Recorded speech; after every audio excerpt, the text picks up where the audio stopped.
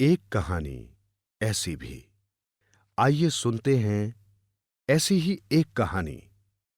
समझदार ऊंट।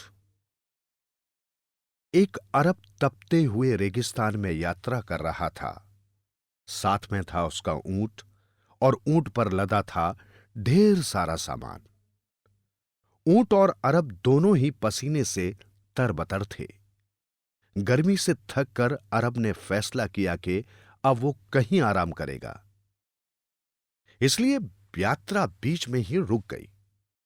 ऊंट की पीठ से अपना तंबू उतारकर अरब ने एक जगह गाड़ दिया और उसके अंदर जाकर सुस्ताने लगा।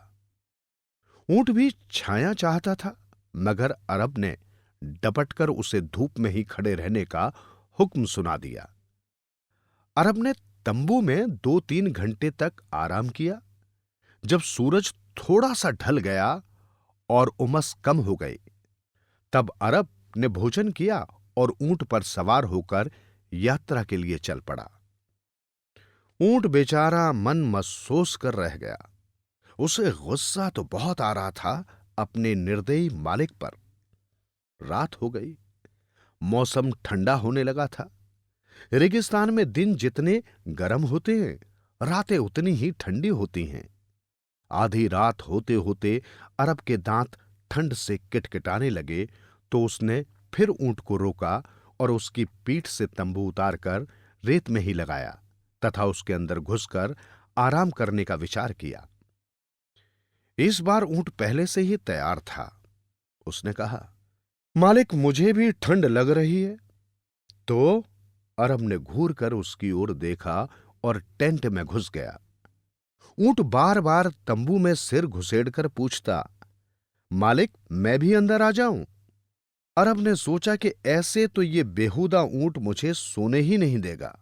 ठीक है, तुम भी अपना सिर तंबू के अंदर कर लो। ऊंट खुश हो गया। वो मन ही मन मुस्कुरा रहा था।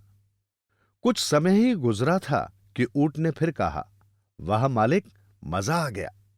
अब मेरे सिर को ठंड नहीं लग रही है।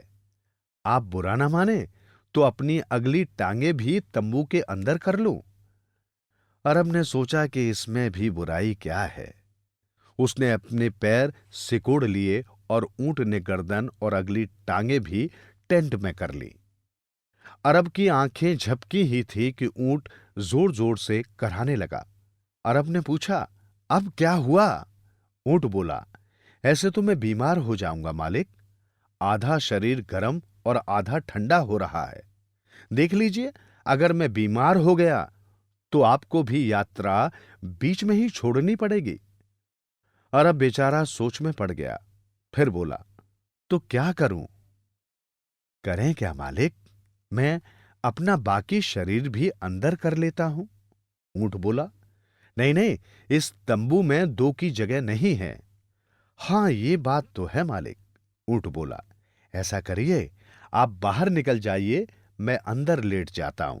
ये कहकर ऊंट तंबू में घुस गया और अरब को सारी रात रेगिस्तान की ठंड में गुजारनी पड़ी। इस तरह समझदार ऊंट ने अपना बदला चुकाकर सारा हिसाब किताब बराबर कर दिया।